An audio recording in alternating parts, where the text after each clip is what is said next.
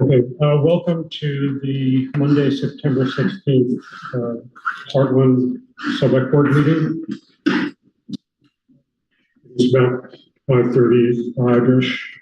The first order of our business tonight are minutes from the September 3rd regular Selectboard meeting, as well as the September 3rd executive session. I would entertain a motion to accept those. Hello. Thank you, Tom. A second? I'll second. Any discussion?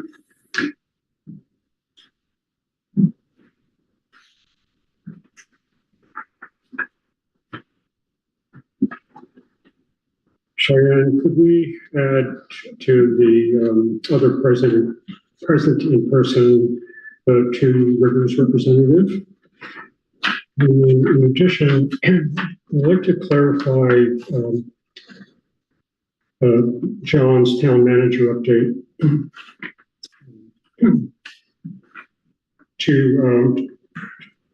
because it's really the only place we're talking about this garden project that's being that's happening over at Foster Meadow.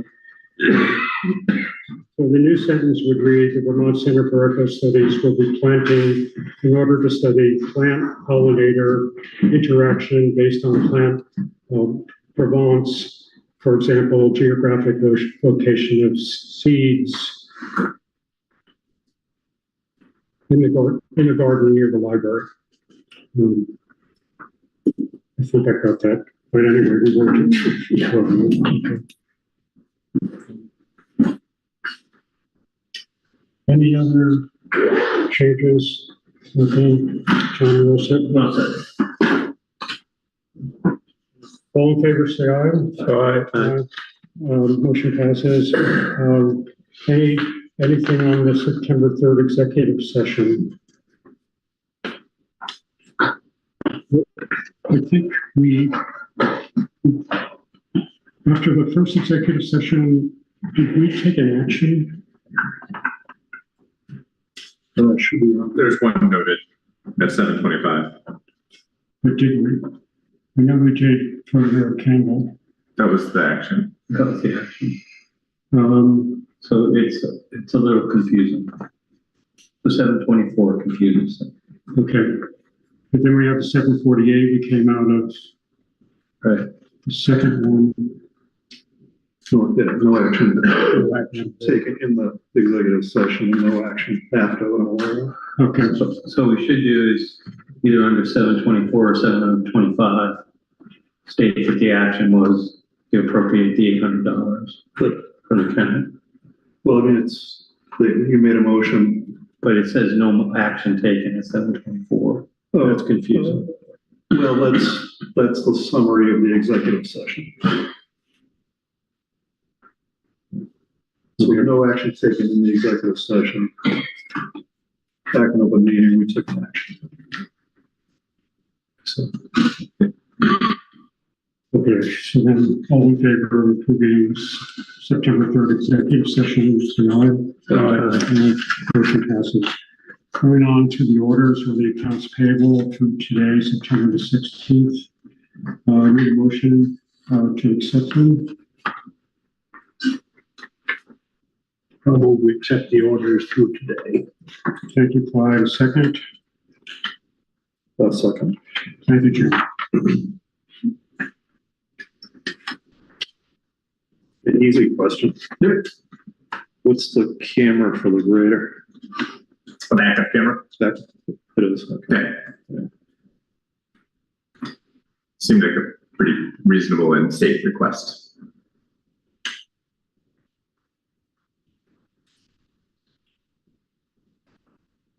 Especially traffic behind the grader, they're trying to get by them, stop and back up in the middle of somebody's car.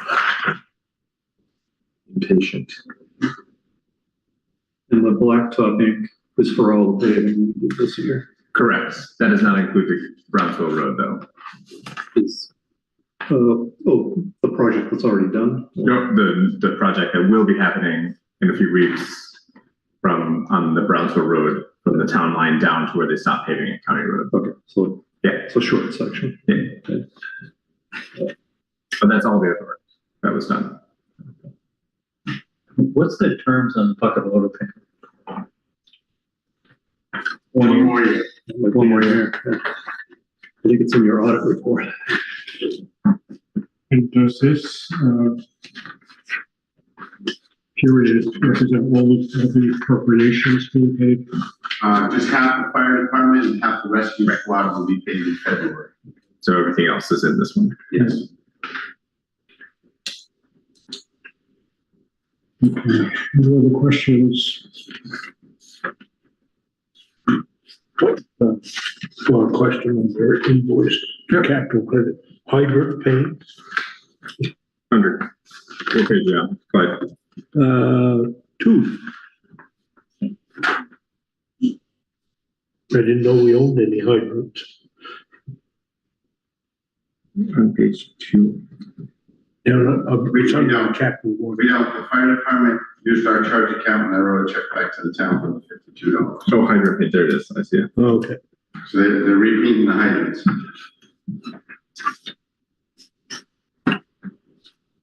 Okay, any other questions? All in favor, of approving the invoices through today, say aye. Motion passes. Are there any adjustments to tonight's agenda?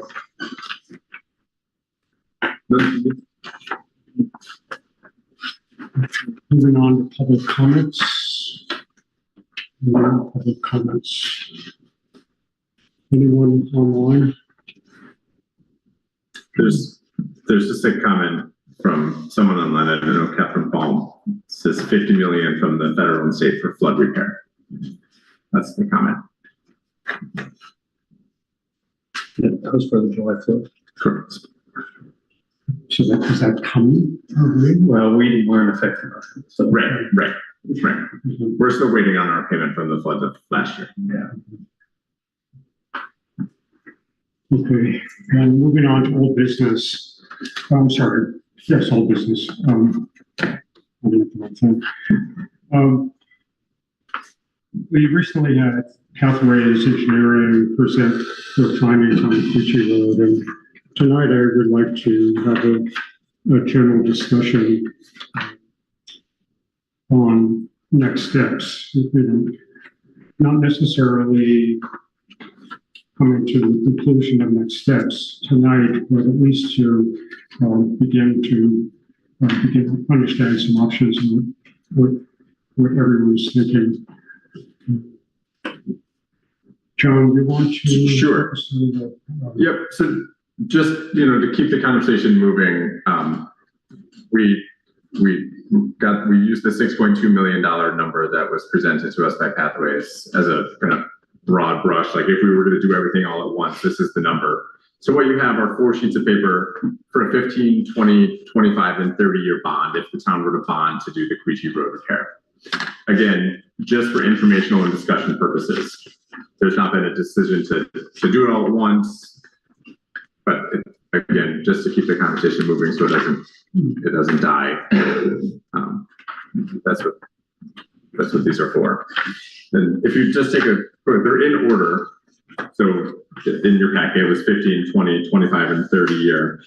I think that if you just take a look at the 15 and versus 30, we're paying, if we did a 15-year bonds, the payment is higher, but we save $2 million in interest over the course of the bond, which would be expected, but that's significant. So just, again, I bring this to you as a discussion point. 15 years would probably be at best the life expectancy of the repair. Yeah, I think we could hopefully squeeze it to 20 with like proper maintenance, crack sealing, things along those lines. But yeah, I certainly would want to. 30 years is well beyond what I think we would get for the road. In your and Martin's opinion, the interest that's quoted here seems pretty pretty low, 3.48 for 15, and then it does jump up to 4.03 for the 30. Is that interest rate fairly stable thing these days? Or, The bond market's a little different, but yes. okay. And now the Feds are predicted to lower the rate, so that rate may go down. Excellent. And sometimes they'll change the rate during the course as well, they lower it. Yes, they can, yes, they can have. So unfair question, how many cents on the tax bill with this? We did calculate, Just generally. I think we estimated at one point, but I don't recall what the answer was, because we don't know what, Right, you know, exactly. we don't know. It was if we took the snapshot in time today, what it would be, but, yeah, an unfair question. Yeah, right. We did also give the Quechee Road report to another engineer for a little bit more digestion to see, to get their feedback on, what might be the best, recommended next steps. If we didn't want to do it all at once, we wanted to break it up into sections. But I think that the purpose of this is, at our current rate of investing in paving, we're never going to have the money saved up to do this project without neglecting all the other paved roads in town years and years and years. So it seems likely there's a bond in the future for some portion of the road. So this is kind of where it's nice to have a capital plan or capital program. Right? It's just, what else do we have to worry about buying over the next 5 to 10 years? Do we need to buy a new highway garage? What's the ballpark cost estimate for that? Or will it last for another 10 to 20 years? Sure. And Jim, that's a great observation, because later on this evening, we're going through the town properties, and we can almost sort of check off which ones we know. We're about to enter into work. We haven't yet contracted the work, but and those that we need to do. One of those little things like, the activity center roof, that's probably a 3 to 5 year cost. These kind of Right. So I think it'd be nice to have a model, right? So we can just kind of digest it. The road itself, you're not going to do 6 miles of road in one project. That's just not, I don't think, realistic, right? I think you probably, and an engineer might give you better information, but you probably do the worst piece first, right? The part that needs to be completely, excavated and redone. Because it's the worst part of the road is going to fail if anything fails. And that's, $1 million and change. So you might do it in steps. Maybe you do a bond for the worst part, and then 2 years later you do a bond for the next worst part. So we do The pathways report to break the needs down to four different dimensions, and I agree. Traveling that road as much as I do, it all needs work. And it's just a matter of which is the most severe because of the substructure or lack of substructure. So I think their options were kind of reverse. Option 4 was the worst, and then option 1 was the least worst. the other layer to that is we have the report coming from Everett Hammonds, who was just in town last week doing the survey of the paved roads with the road foreman. In talking with Everett, his recommendation is traditionally been like the worst road, like that's gone, right? You don't want to let it get too far, but spend your energy and money on saving what still has like life left in it. Right. Yeah. So we'll have to take his report that we expect. Yeah, I'm with you 100%, but we've done a lot of paving recently, right? Between we have just paid for now, Clay Hill. Yeah. Right, and theoretically that budget item would still remain the same going forward. Yeah. So that we could maintain the other. I mean, Brown's 59 miles. I'm sorry, not 59 miles. What do you pave? What's the distance of the paved roads? It's a paved road that's not, no, we have 60 some odd miles of total roads. Paved roads off my head is not, I thought it was like in the 15 to 18 range, but Will those be class two paved roads? class 2 will be paved. The class two number will be our total miles. Okay. Well, I'll be anxious to keep this in front of us, so that we can,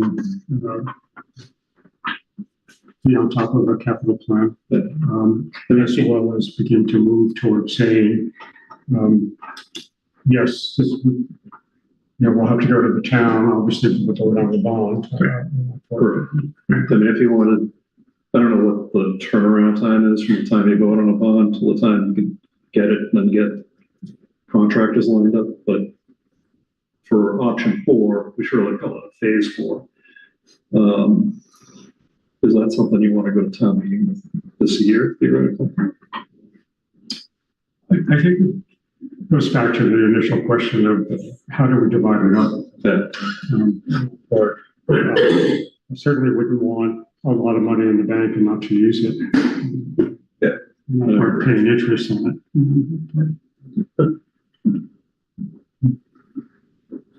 So we'll continue to work on it, putting all the pieces into the capital plan.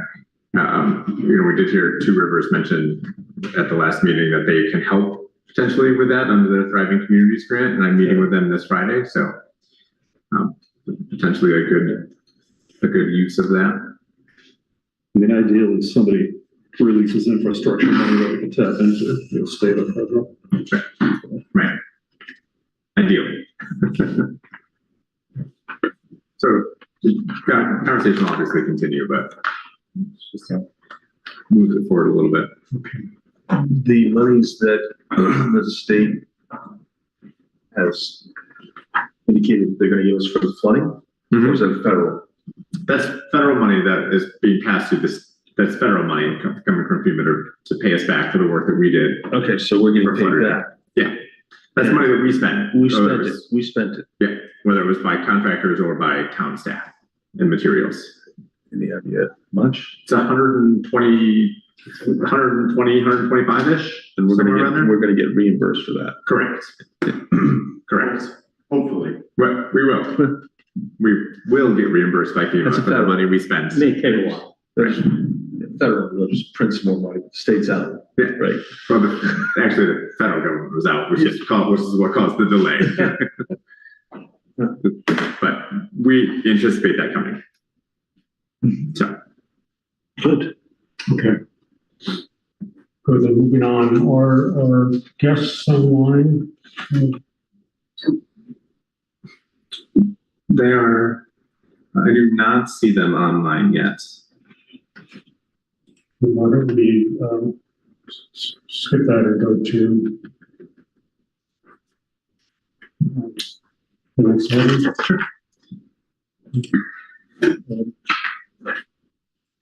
In our packets, John included some visuals on the lighting, pedestrian lighting in the. Oh, yes. Okay. Thank you. I did that twice tonight already. So the next item would be the review of the town-owned properties. And we have a handout of the 27 properties.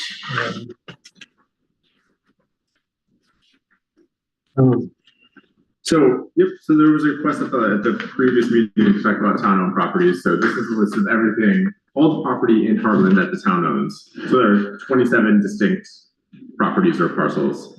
Of that, 11 of them are are cemeteries. So I think we can, they're at the bottom of the list. Obviously, nothing is going to change there. I think. The town garage came up earlier in discussion. We've been talking about the North Hartland School off and on for a few months. You'll see those in here. And I did include the assessed value for the building and the land.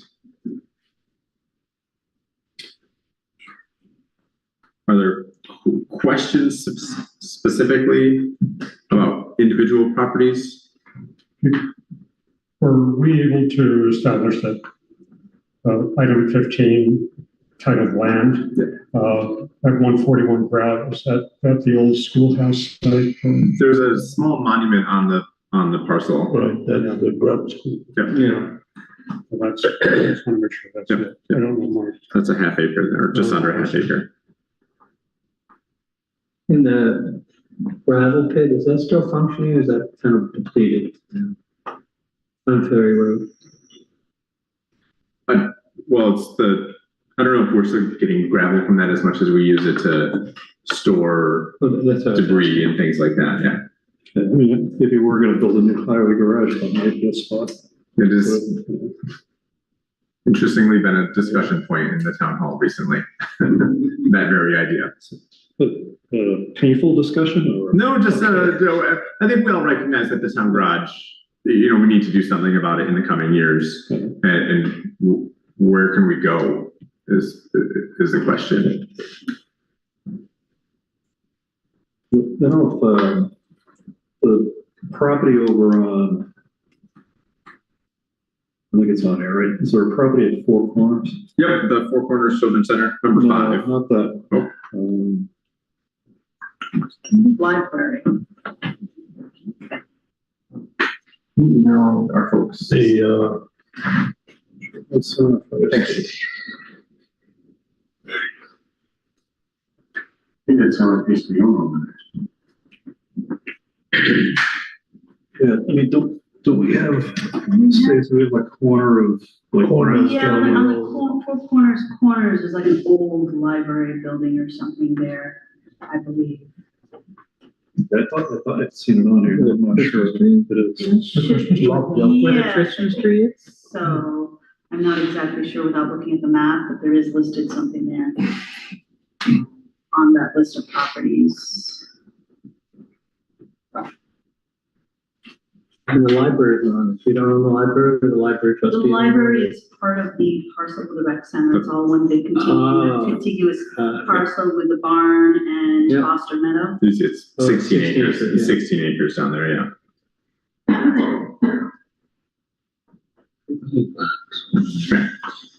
I think you're looking at parcel 008097. It's a Four Corners Library building on 4 Brownsville Road, 0.15 acres. Yeah, unless my eyes are missing it, I don't think it's on here. No, I don't remember seeing that one. Check this out. Yeah. So that's right on the corner of Route 12 and Brownsville. There's like a lot there, right? was a Christmas tree. There's a Christmas tree, right? Yeah. Yeah. Oh, yeah, okay. Yeah, but I think, is there another building behind that, right, that's, That's the churches. That's That's the a church churches, building. that's the churches, yeah. okay. That's Church's building. So the old white building? Yeah. Yeah, Yeah. town hall. There's a church. We'll make sure we add that to the list. Item 11, the 17-acre woods, there's assessed value for building as well as the land. It's, there's no building there, that's land only. It was the town forest, there wasn't a building there. That's a copy and paste error. Okay. Couldn't know what was going on. Yeah, and you'll see that again, but the North Hartland green there. And may I have an aside, how's the walkway, pathway at 17-acre wood road? Is that? It's complete. We're planning to have some kind of a celebration, Chris's Hall. Oh, excellent. Introduce people to it, but it is open. Okay, thank you. I guess, my question would be, is there any properties on here that we should exit? Should exit, should Sell? sell.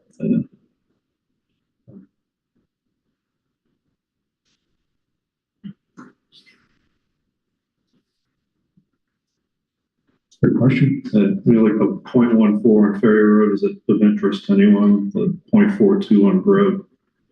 Yeah, I know we still have to talk about the North Hartland School. Yeah, sell the building, keep the land. Right, subdivide that parcel. Yeah, potentially. 0.14 on Ferry Road is always due to a tax sale that the town bought it many years ago. That's how we came to acquire That's that how we land. came to acquire it. There used to be a camp on it. And taxes went through, the town bought it. It's kind of what do you do with it unless the butter has to buy it? Exactly. Right, for I mean, both. it would be a pitch to an abutter to You say, know, hey, listen, it's- is this of interest to you? So it's just something we could do with both of those, actually. The butter is the Central Public Railway. We might, I think the one on Grotto, it has some history to it with the little monument there and stuff. Well, Four Corners. Yeah, No, no, with the on ground. on Grotto. Oh, Grout Road, With yeah. the store. Grout's ground out there, Yeah. We could potentially somehow write have an attorney draft up some sort of agreement that the monument things would say on Yeah, that I mean, site. there's a house on Jenny Road, Cemetery. right? It's on the side of an old schoolhouse and they have a little monument in the front there. Yeah, it's on, Pam, John White's property. They put it there, so. I'm just gonna clarify for one of the questions online, we are not selling the land next to the North Hartland School, nor is there a discussion right now to sell the North Hartland School. Or any land. Or any land, yes. There's no decision, it's just a discussion. Just looking at the list. Yes, yeah. Yeah, it's good to have the list, because I found myself, I would not have been able to, maybe come up with 15 of the What is the procedure? 27. What's the procedure? To make a decision on, Yeah, how do you approach the public about possibly selling a specific? so for vacant land to be different, but in North Hartland, for example, there's a North Hartland School Committee who has been meeting for 6 months or so to talk about the North Hartland School to figure out, what are the best options there. So if there was, if it was I don't know, the land behind the park and ride, which is a terrible example, Rob, I'm sorry, because I know it's conserved. Although it's the one that caught my eye. But if there was a discussion like that, we would have some sort of town open public meeting process to get input. A warm public meeting? Yes, Okay. absolutely. And, I okay. believe it has to be a vote of the town to sell. it. To sell the We property, can buy property, but we can't sell it as a select board. but by vote of the town. Right. So we'd have an open process, and then it sounds like at town meeting, we would, there would have the opportunity for people to chime in and vote. Okay. Any other questions or points? That's helpful. So, thank you. Yeah, and I'll add the parcel at 4 Brownsville Road to the list and resend it back out to everybody, just so it's current. Okay, where do we stand now? We have, Christy Wright has joined us, who was one of the 2 people we were expecting to join. Yeah, she's the field director. Jen Myers, our district advisor, should be joining shortly after 6 o'clock. Shortly after. I don't know if she has. Shall we do the liquor license? We can do the liquor license real quick.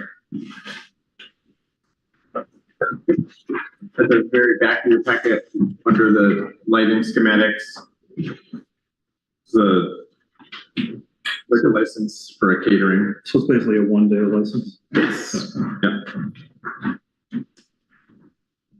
John, I didn't understand under foundational license, the license start date and the license end date. It's a one-day license. It's a catered event that Trail Break is hosting or is catering.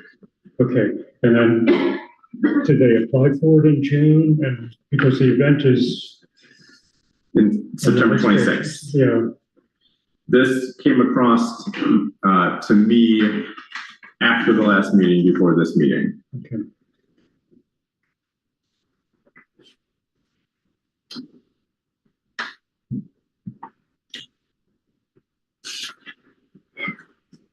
So they have all their, I assume all the documents are in order that were attached. Yes, correct. And much like we do with others, there's no kind of outstanding issues with the business. There's a time restriction somewhere in there. Yeah, it starts at 1700, over at 2030, which I believe is 8:30, 10:30. No, wait, 8:30. I'm like, no, it's 20, yeah, it's 8:30, so 8:30. Sorry. 5 to 8:30. Math is not my strong point. Okay. I move approval. Thank you, Clive. All in favor, say aye. Aye. Motion passes.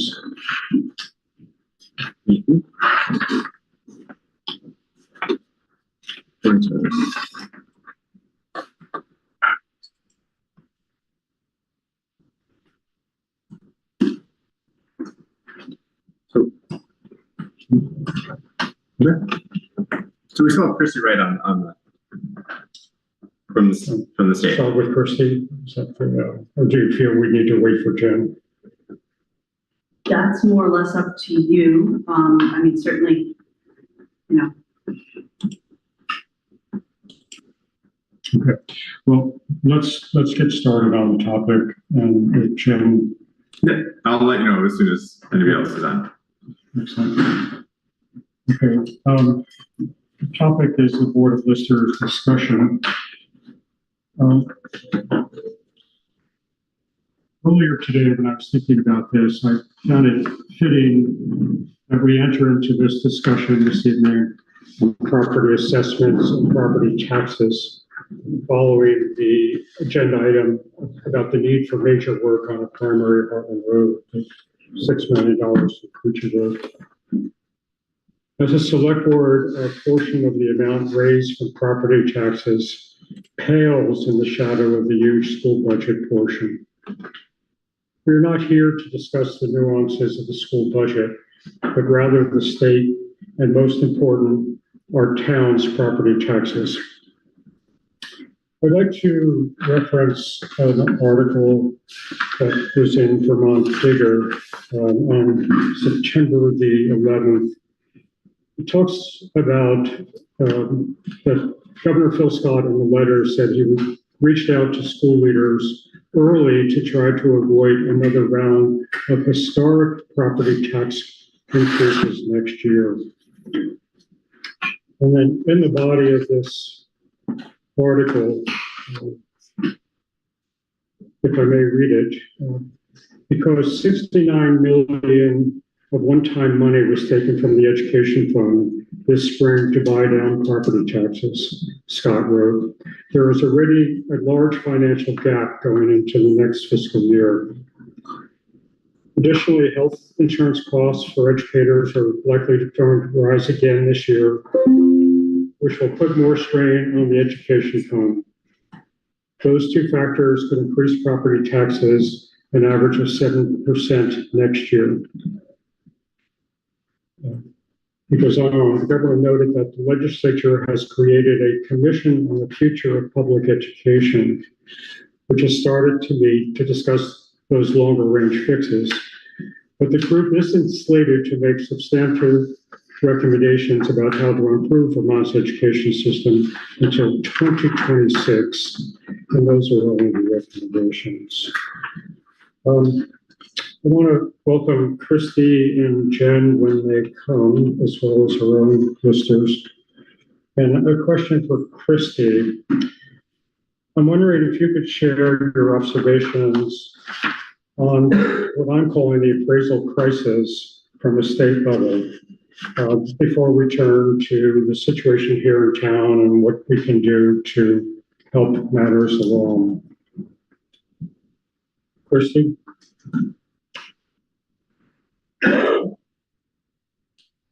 Chrissy, you're unmuted on our end.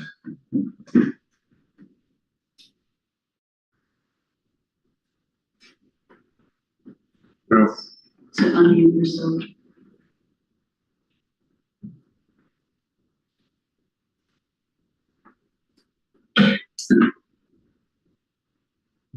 we can't. The microphone's not letting up when she talks, so it's not on our end. So it would, I don't know if you caught that. It would appear that it is not on our end. Your microphone is not showing. It's capturing your sound.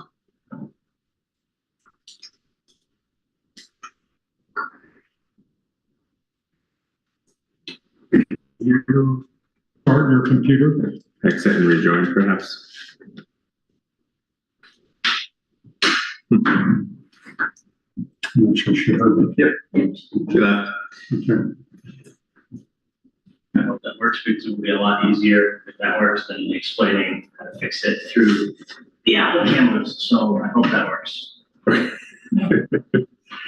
Let's do. The microphone probably just shut off.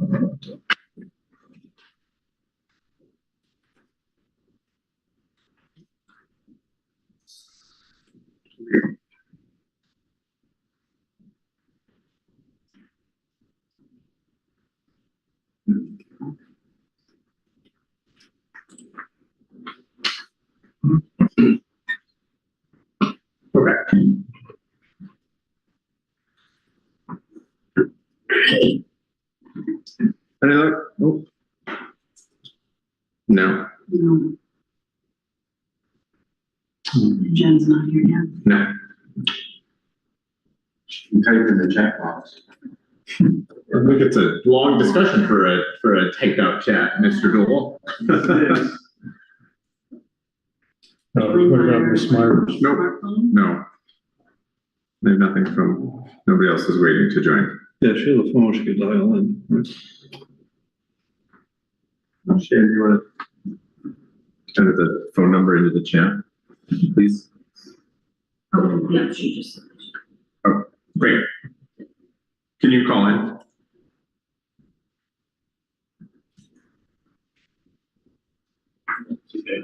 Yeah. I think if this doesn't work, I would consider tabling. Yeah. Just, Cats. I knew everything was going too well when we set up. Thanks, Shane.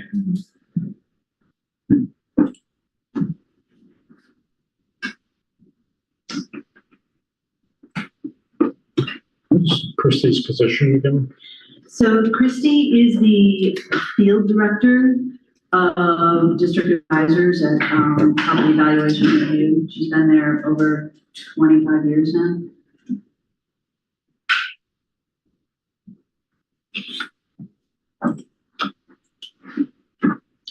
And Jen is our district advisor. Our specific town's district advisor, yes. She came, I don't remember the town, but she was involved as a town clerk and treasurer before, the treasurer's assistant.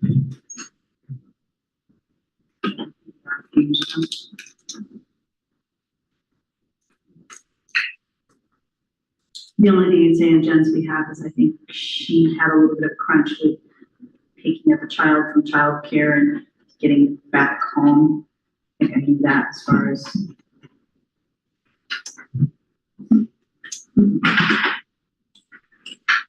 Okay, let's just give this another minute or two.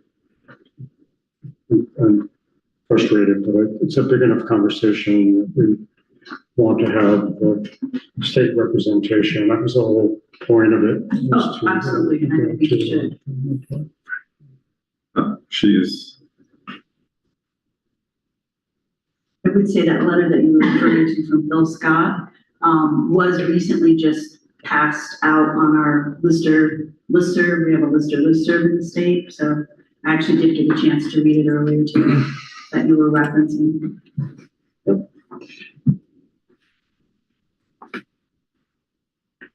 So, Chris, are you able to, I see you're back online.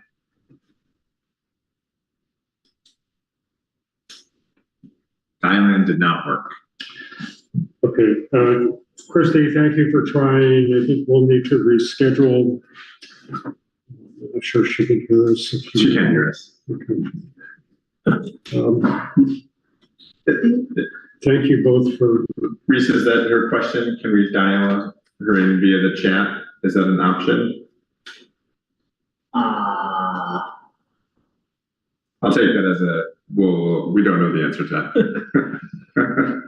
Yeah, so we'll reschedule and see if we can figure that out for the next time to see if that's an option. Maybe do a test meeting. Yeah, exactly. Sorry, that's, Okay, trying to work out. well, I was out of your hands. Out of all of our ends. Right. Okay, Jen is here. Jen is here now. She can. I'm looking for that whole state perspective, so I don't know. I have the directions how to call into chat. It seems pretty straightforward if we want to try. What's the, I don't want to spend a lot of time trying to figure out technology tonight.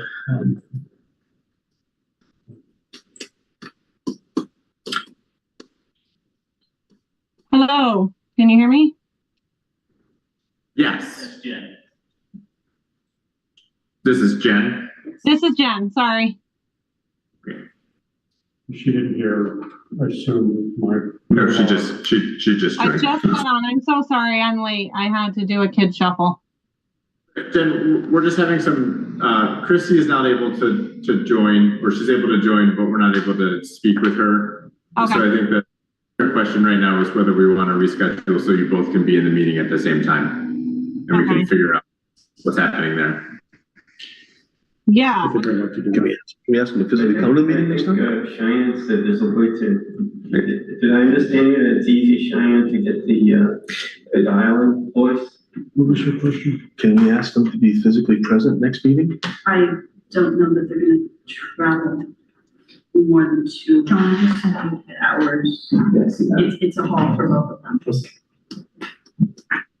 Okay, but let's bag it for tonight. Okay. So Jen, thank you. I think we're gonna try to reschedule when we can after we, and we'll figure out how to get Christy into the Zoom as well. Okay. And so we'll be in touch again.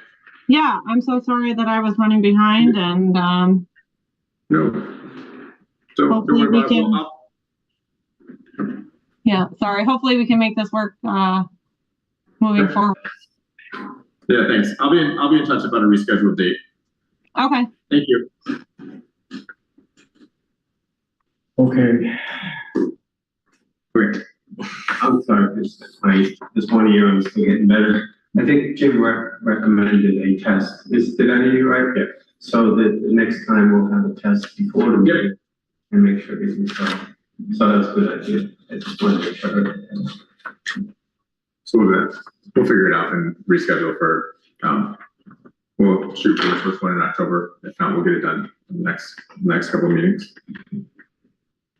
Okay, well, let's change our meeting format a bit because we didn't know how long that was going to take. But we put the intersection lighting, the pedestrian lighting on the agenda tonight. And earlier this week, or late last week, John and I met and transferred a lot of documents, and included in the packet were 3 documents. And I think one of the questions that can be discussed tonight is the number of lights that are proposed. We still need to go back to the street again and get up-to-date prices. The pricing that we had from last winter, last spring. And I looked at the diagram, which theoretically shows where conduit is buried with wire, or conduit is buried just the conduit, hopefully with a pull string. But I found myself very confused by that. I just saw in this packet. I hadn't seen this engineering report beforehand. So John, do you? Yep, so there's four images, so this one's front and back, just so we're clear. The back side is just the walk down to the library. And on this one here, if you look at the kind of small purple dots, that's their proposed light locations. So if you count them all up, there's 11 total. And then you're seeing in there, that dashed purple line is where we believe there to be conduit laid. It says proposed lighting and conduit. This is dated October 2023 though, so. I'm not counting the right number of purple dots there. I don't know, it's just the way it's. So did you catch the one on the back side too? Oh. So there's two on the back. Two on the back side. There's two on the back side. So that back side represents what? That's the corner of the library and then the far corner of the triangle as well. Going in that direction.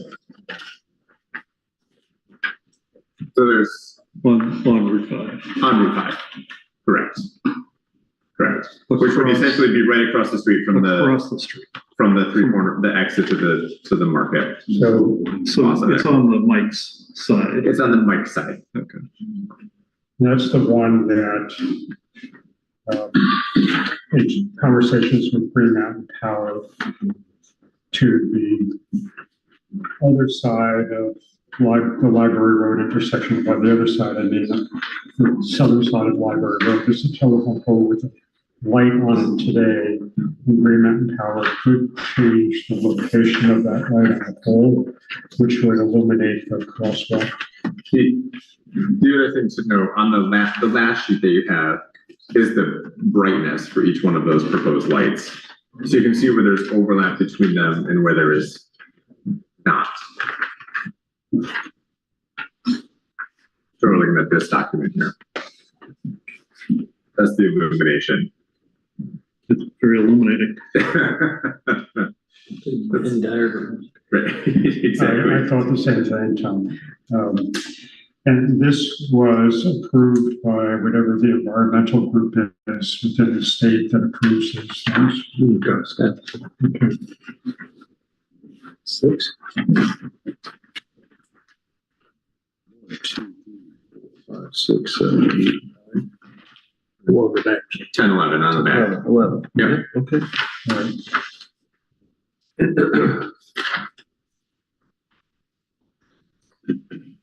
So I think there's the question then to start is how many lights we need to move forward.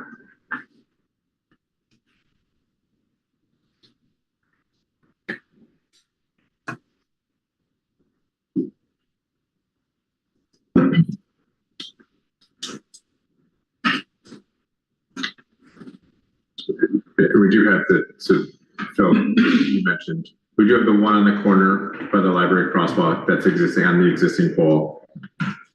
And there is one on the telephone pole in front of Damon Hall as well. Right, but there is no proposed light for that. There is not. You see the underground conduit. If you look at the conduit goes there. So, but there's not a proposed light there.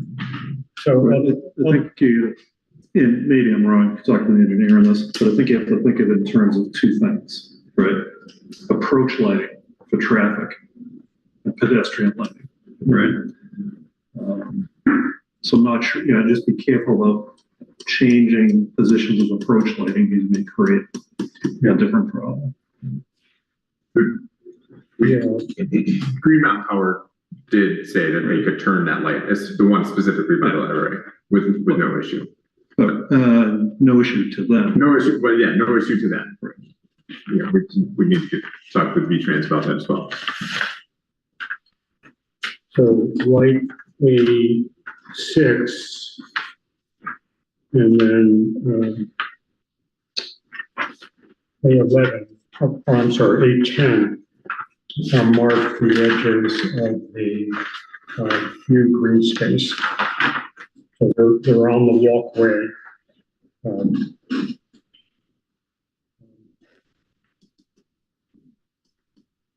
then 11 is the one we were just talking about that likely could, the repositioning of the light on the existing pole there could handle the lighting, we believe, at that crosswalk. But, so I'm just gonna ask a stupid question. Do you need to put in lights to a library where it's only gonna be dark, open until 6, Tuesday, Wednesday, and Thursday? It's only gonna be dark from 5 to 6, 4 months of the year, 3 days a week. And how many people actually walk there? It's very interesting because I had a late afternoon meeting with John last week, and as I was leaving the library area, students were using that crosswalk, but it was at 4 o'clock in the afternoon, Right. 3:30 in the afternoon going. I mean, with daylight savings, it's gonna be dark by 4:45. Okay.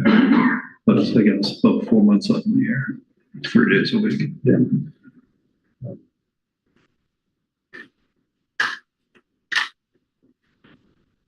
And there is approach lighting overhead for vehicles. The first light being the light on the telephone poles. Yes. On the telephone. So when I use the word approach, I mean approaching, the intersection, because traffic approaches. Yeah.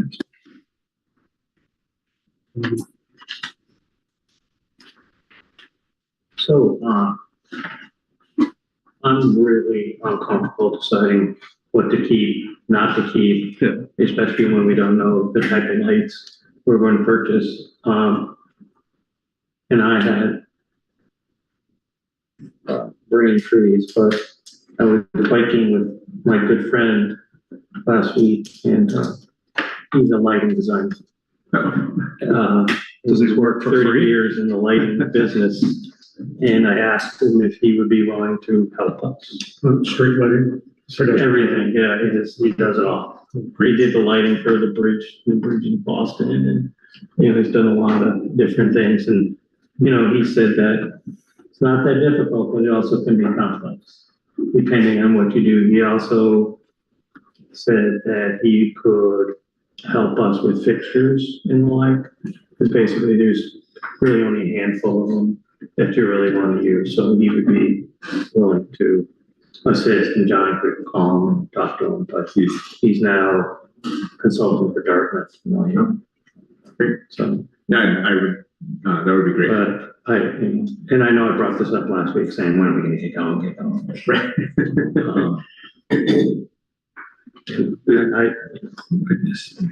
The other factor to keep in mind would be the cost for all of them as well. Yeah. I just wanted to make a comment regarding the library only being open to 6. There are sometimes, often enough, in fact, there's one coming up next week, activities that go on until 7 or 8 o'clock sometimes at night at the library and the community rooms. Well, we do expect to meet the town manager to be very Right, well attended that at one's the not- library. Right, but there's a teen and adult game night going on, so that's what I was referring to. Right. So- So it's just, there are other things that you like. Yes, absolutely. No, that was that made in the comments as well, in the chat. So Thank the lights that were existing already, are these close to the same proximity?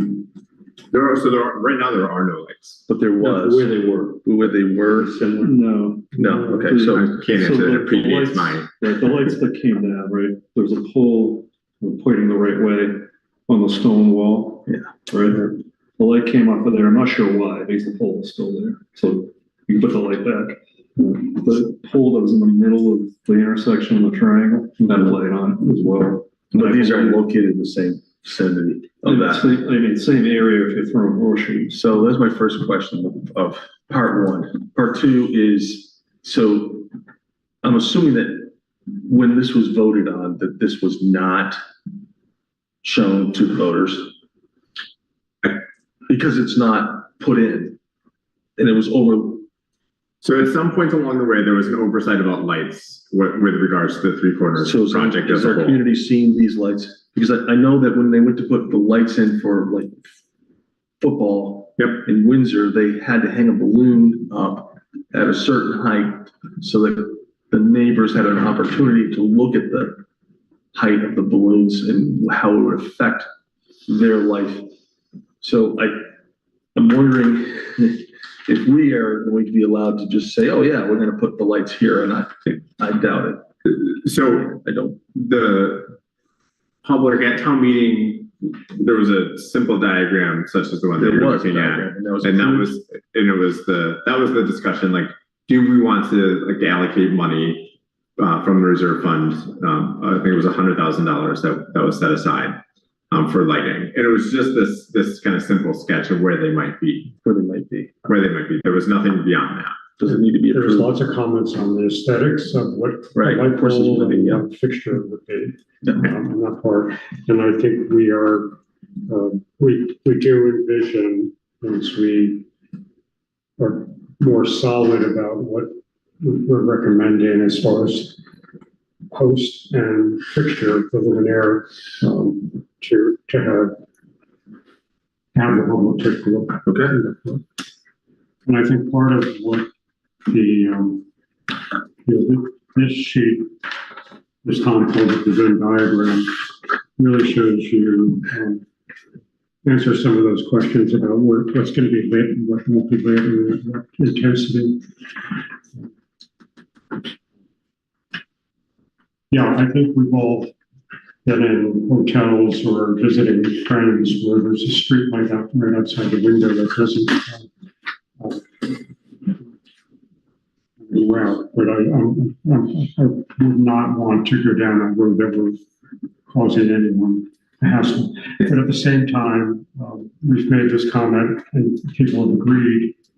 Come November and December, coming out of Damon Hall for the holiday concert or some other time when it's busy,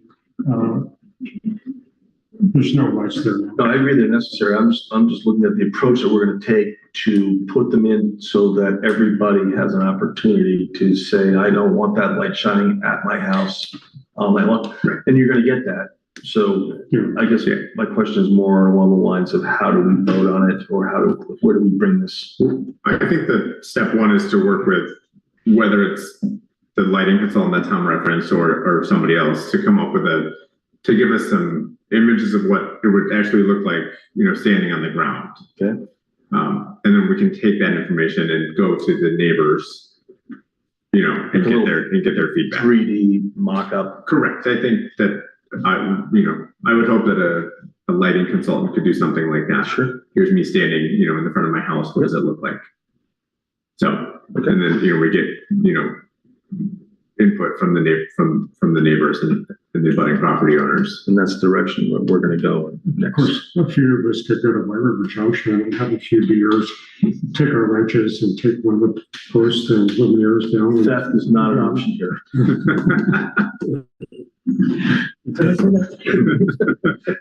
So I think that would be where I would start.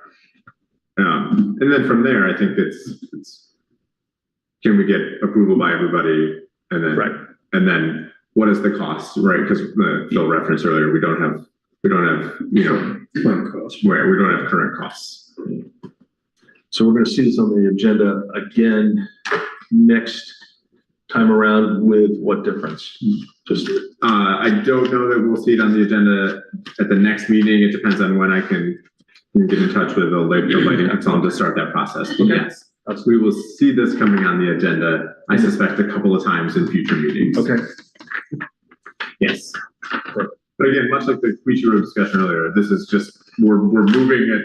We're moving forward as best we can. Couple of yards at a time. Yeah, I'm conscious of, I don't know if it can be done like full project wise, but it's really I mean, I don't think, weather isn't necessarily gonna bother you for this project, right? It's It's not a foot of snow on the sidewalk. some of the lights require a concrete base.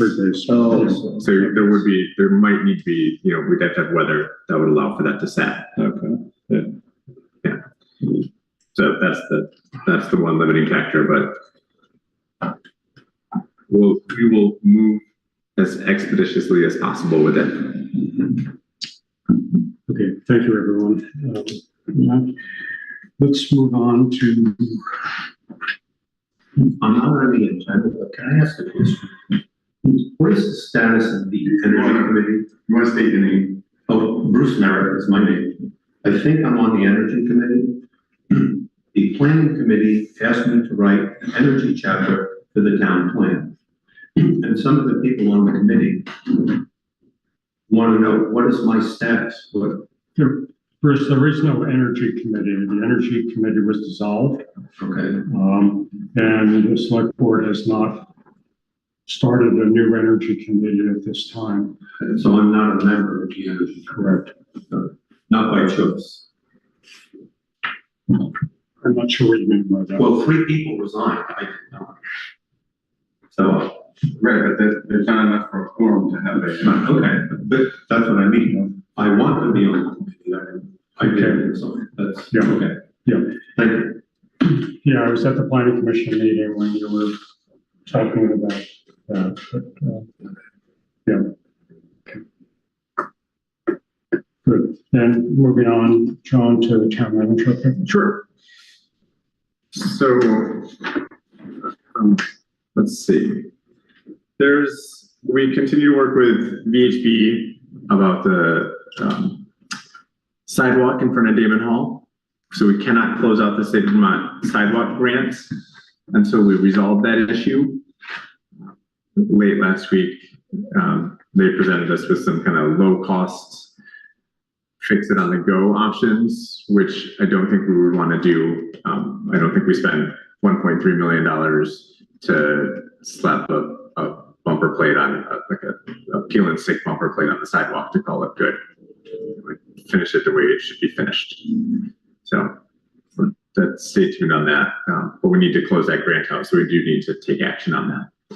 It is, I will do my best, but I anticipate that we will have the expense of doing some sidewalk repair. John, It wasn't in the original design. There in spring of last year, there was a request by the state of Vermont to VHB to do a sidewalk, essentially an inspection memo. That memo did not come for 5 months until the end of August, after the final site walkthroughs and punch list items had been taken care of by knots and. Right. Well, that's kind of after construction started, but so it wasn't part of the. So at some point, I get the impression, having not been here, that there was a lot of, kind of on the fly changes made with the project as a whole.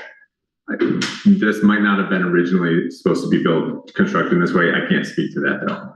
one of the factors, there weren't a lot of on the fly changes on that part.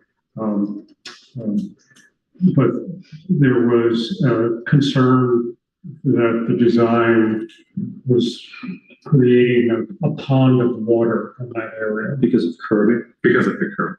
Yeah, so there was a change. To lower the curve. Yeah. Which then to make it flush.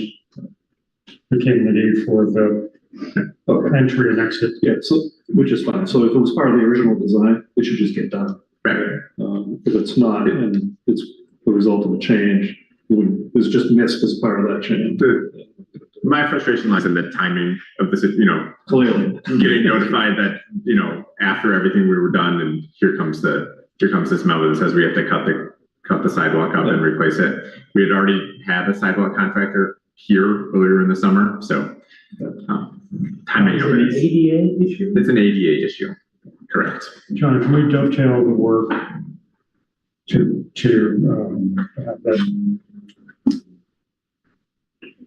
sensory device added to the end of that with the work that's going to be done Potentially, I can contact Isaac's Excavating, who will be here. That just delays us closing that grant out because he's not going to start work until the end of October. So you want to get it done as quick as you can. We would like to finish the Three Corners project, but it's a question worth asking to see if we can. Sure. And their work for the drainage is not going, if you put that device into it, it's not going to have to be taken out. They are not going to cut up the sidewalk that far. Okay. So, Okay. yes. What a drag, and I'm glad you're on top of it. Thanks. So we've had a couple of private road inquiries that would need to be addressed by the select board. You can either take it up or they can get a petition with 5% of the voters about taking private roads and turning them into public roads. Bird Hill is one that's come up. The request has been sent. So you do need to take action on those in the coming months. It's essentially we have to do a site visit and hold a public meeting to get everybody's input, and then the decision lines with the board. Do we have drive standards for taking over what formerly were driveways? You would have to look at whether the driveway would meet the current road standards. I think that's a discussion at the meeting. But are you required to, if it does, or is it still an option? Let's one more time. Like if somebody says, I want my private driveway to become a road. Yeah. Is the select board required to do it if it meets the standards? No. I was going to say, Clyde, you're on a private road. I'm on a private road. There's a lot of language about whether it's a necessity to the town. And I can give you more information at that public meeting or prior to it, but no, we are not required to. Can you send us whatever we have? Yeah. Ordinances. Yep. Yeah, my general feeling from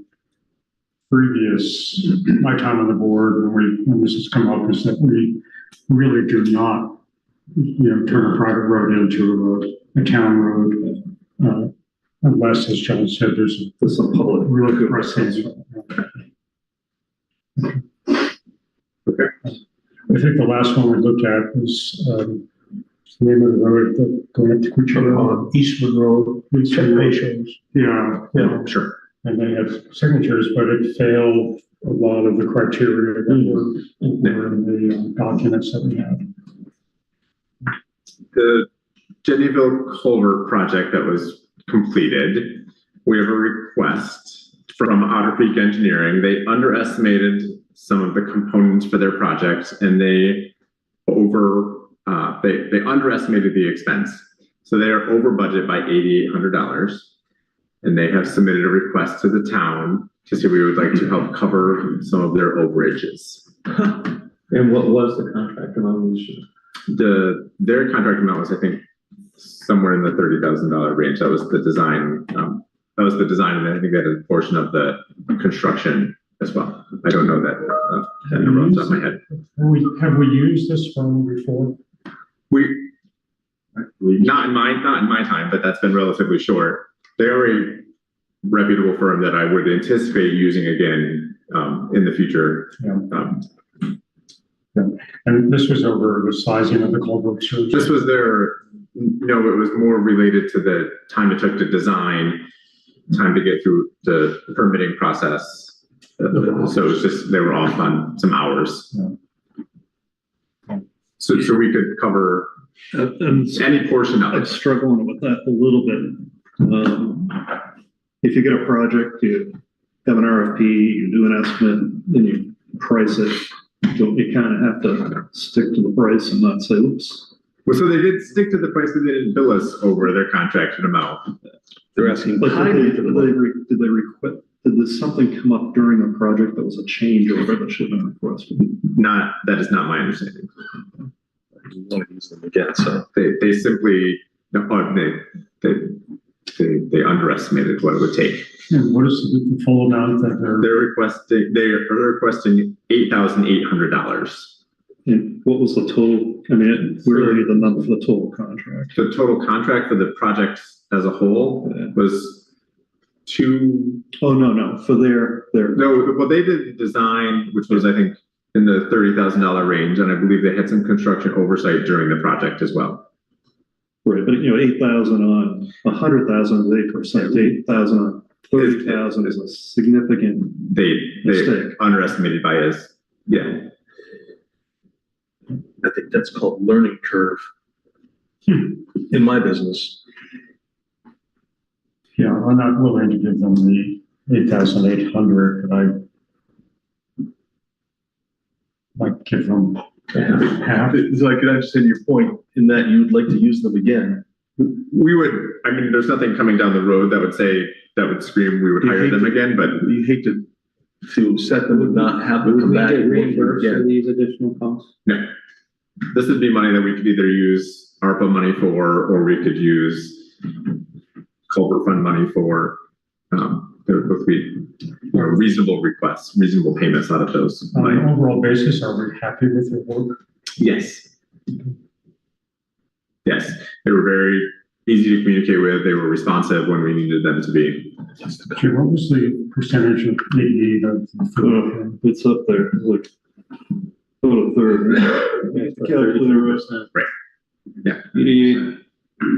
Divided by 30,000, what's the company? 30%. Yeah. Engineering or something. Isn't the four years? It's a 30,000 number, it's firm, it's 30%. Should we have the town manager earn his lunch day and ask him what his recommendation might be? Yeah, sure. It would be my recommendation that we pay them some percentage of it. I think asking us to cover all of their overages I'm just trying to think, I just ordered my quarter pounder with cheese, they said $5, and I get to the window and they say $6.50. Right. I'm just gonna keep on driving. It does happen a lot these days, doesn't it? So just for discussion purposes, I make a motion that we provide them with $4,000. Not negotiable. Is there a second? I'll go with the consensus, but it just doesn't feel right. I mean, then what happens if Knox comes back and says, hey, we underestimated our VHB? You set a precedent here for This is not great. They should have done a change order. During the course of the project. So, I mean, it's not like we're rolling and I tell you, it's really hard to find engineers. It is. It's a local company. They're Rutland. They're Rutland Millbury based. Yeah. These folks are out of Rutland. My pitch would be, they are a full service that design, builds, construction, engineering firms, which there are not many of. So. Well, I would hope if we did four, that we would remind them of that next time we. Yes, or just remind them no more change orders. Yeah. Is there a second? I'll second it. Okay. Second, that, yes, we're gonna pay them something. Before, so we can bring it up for real discussion. Okay, so I just threw it on the table for discussion. Yeah, You don't have to agree or disagree. I don't have to agree or disagree. Well, I agree to disagree. there you go. I agree to disagree Okay. wholeheartedly, yeah. Well, what is your suggestion? No, don't pay them anything, or? It's free enterprise. When I do bids, I double check them. I look at all the local costs, the latest costs, and it is what it is. You can't do a job for someone and then say, oh, by the way, I screwed up, can you give me another $8,000? Just doesn't, it's not okay. And the business I was in, projects might be running 2 years in length, and I would be going back saying, sorry, current prices, and we missed these things. We didn't have change orders. Well, we're also not dealing with our money. We're dealing with the people's money and they live in the town. Yep. And so, I mean, I would, if it was a contractor that came to me and said, hey, Trace, I didn't do very well on this, can you help me out? I'd be like, sure, but it's not our money, it's our town people's money. And they said that they were gonna charge us X and they didn't. So it's pretty cut and dry in my mind. Jim? where I stand on the quarter pounder of cheese. But, you gotta make accurate estimates. I mean, saying that if there's a strong consensus to do it, that's fine. I certainly commiserate with all the points. Those are very valid points. And we deal with enough contractors these days that I would hate to sort of see the next person come in and say, hey, you just did that in September. How come you're not going to do it for me? But at the same time, our three corners contractor, someone came in under budget, which is a great benefit to us. So one of the reasons I brought this up is there are very few homegrown engineering firms out there. Most of them are now multi-state. They're all getting bought up. And, in my job, the delays are just incredible with these big firms. And they screwed up, I get it, but $4,000 over a $280,000 project. It's not a whole lot of money. You really want to try to be in their good graces where there may be a time that we really need to have an engineering firm. And you can call them up and John can remind them, hey, we helped you out. We really, really need your help. We just got whacked with a bunch of flooding and we need to go out there and start doing hydraulic assessments for us. That's how I look at it. Well, see, both, was there ever, when I had the rest of it, we couldn't say, oops, it's wrong, like the quarter pounder story, sometimes you just have to eat stuff.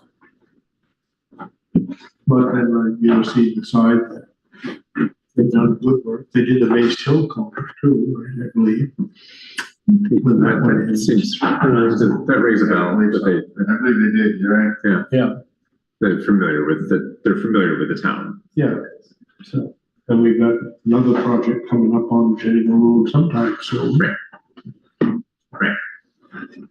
Which is going to be more difficult to manage than the last one. Correct. Correct. so we have a motion to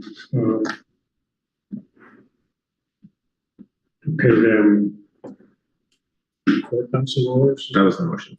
That was a second. We're ready to vote.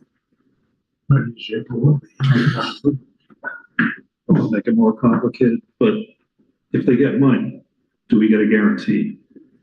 If we go to them for, the Densmore Brook culvert, they're gonna be there. Well, we would put that out to bid. So, okay, so so they may not even be the high bidder for that project. Or low bidder. They may not be right. They may not be a bidder. I would anticipate, given their local knowledge based on the previous work, that we would see a bid from them. And if we don't give them any money, the bid's just gonna be higher. I think. And we know we've had situations where there's been only one bid coming in. I call a question. Okay. All in favor, say aye. Aye. Aye. Aye. Okay. Motion passes 3-2. Thank you. Any more light topics, John? Yeah. Sure. We need to buy a new highway truck. We have 2 quotes. They're pretty close in price. One from ATG down in Westminster and one from Reed's. So one's for a Western Star, one's for an international. One is $275 and one is $290. The $290,000, that's the truck, the dump body and the plow, all of it together. Those are both green trucks, I should say, just to clarify. We can anticipate getting a trade on the 2019 that we be trading in. We have an estimate for that trade from May of 70,000, so we can, revise that downward, but we anticipate getting, somewhere $50,000, $60,000 in trade-in on that truck as well. So there's plenty of money in the equipment fund to move forward with the purchase.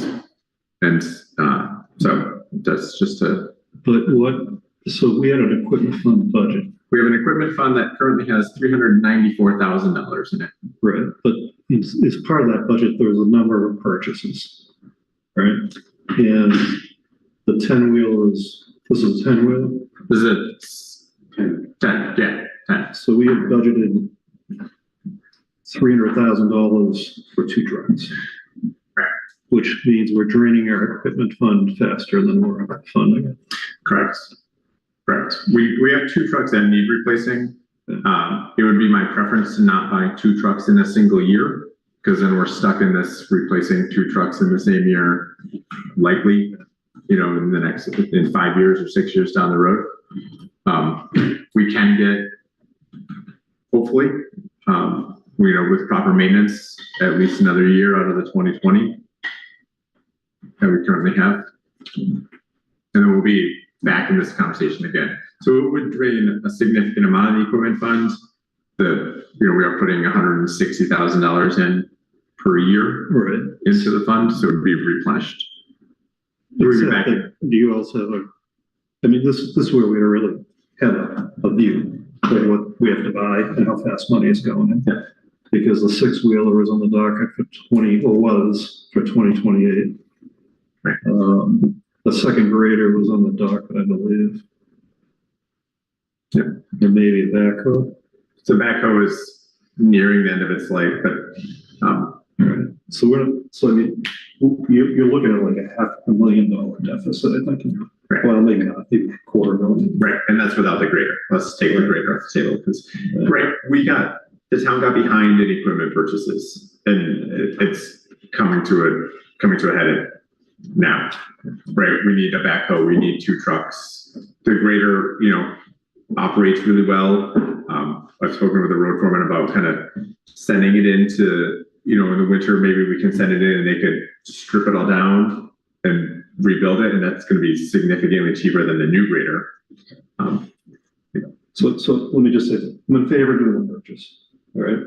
But I think we really need to have a plan that's well thought out and we know what that balance is. Because now we're not just looking at, Quechee Road. Now you have a significant deficit potentially in your equipment fund that you also have to try to now increase your funding. Right. Amongst other things that probably need to go next.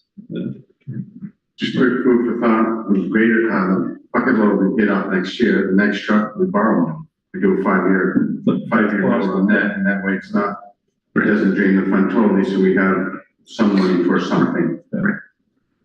So what does the highway, 2 things. One is, it seems as though we have had maintenance issues in the problem. Yes. So which is I'm most familiar with as far as doing maintenance. Yep. And it just seems to me like other highway departments sort of use the same kind of an International or a Western or a Ford or, and we seem to get kind of a mishmash of them. What's preferred? So the preferred one is the Western Star, which is the cheaper bit. It has specifically the transmission they would like, the plow attachments they would like, and it happens to be the lower bit. In some sense. And does it hold up as well as the International? That is. Why is it cheaper? They're all the same. Yeah. It's the transmissions that they like the best. This one has the International Harvesters. Pretty rugged. They're very stable and they last a long time. I don't know about Western, nothing, but I'm sure that it's fine. And the trading quote we got was from the company that we would be purchasing this one through as well. What was the trading quote? In May, it was $70,000 for this truck. So we would be buying it from Reed or the other? ATG in Westminster. And they're good with warranty work? He's been very responsive. He's been very helpful. And if it's a vehicle that they are accustomed to using and they like the way that it works, they're much more likely to damage it. Listen, much less likely. But yeah, I was like, you said more likely to damage it. I was Sorry. a little like, I hope wait a that- second, no, we're not buying that one. The over and under was unclear. I mean to say that, you know, if they're comfortable with it, they're probably less likely to damage it. Right. So, So you know its capabilities. yeah. So are we now proposing one truck? We're talking one truck, one truck now. It's, all things considered, it's probably a year out before we get it. Or maybe not quite a year, but it's not coming next week. It takes a year. They're really far out, and this is a 2026. The other quote was for 2025. So It's like Christmas. So we'll move forward with the lower bid for the new dump truck. Okay. So do we need to vote? You do not. Even though it's coming out of the highway equipment fund? Traditionally, you have not voted on equipment purchases. If you would.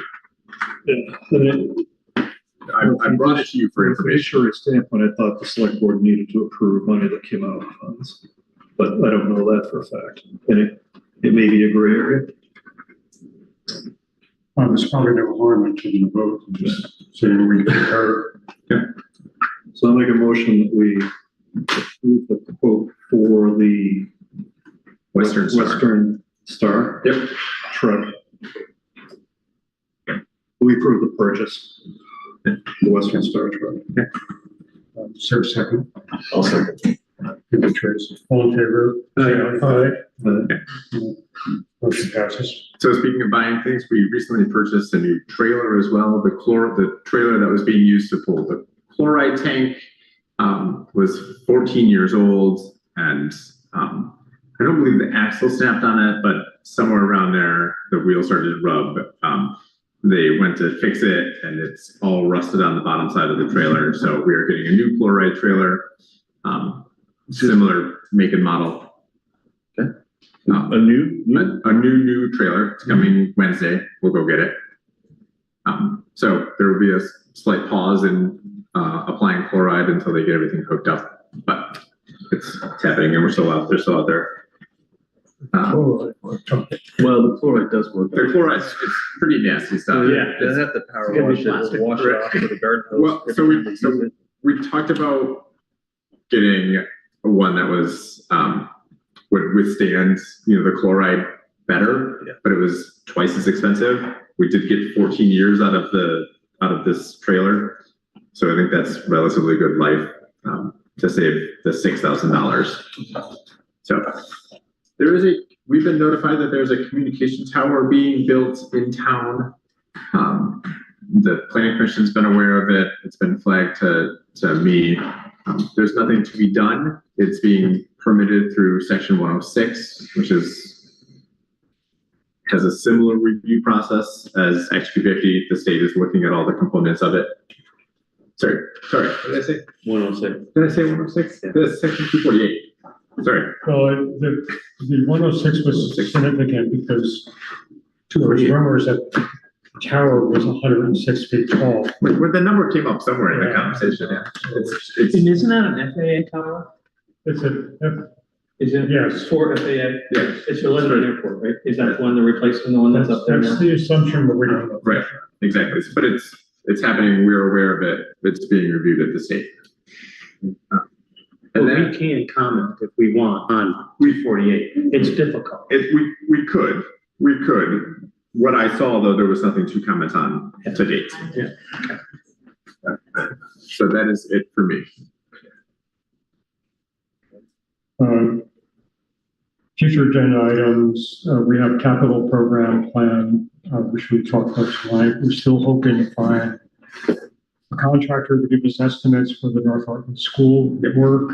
I would add the listers discussion as soon as we can get our current line back up again, and the intersection lighting. Intersection lighting, and I'm going to add one more. We will start the FY26 budget cycle soon. And what about Review the audit report? And review the audit report. We'll do the audit next week. Okay. Review the audit next time. Is there any correspondence? Correspondence was, in front of you, it was the audit report. Okay. There's no more correspondence. Which all goes right over. That's it. Right over. Read it. I did already. Okay. This is by chance. Other correspondence. Entertain a motion to adjourn.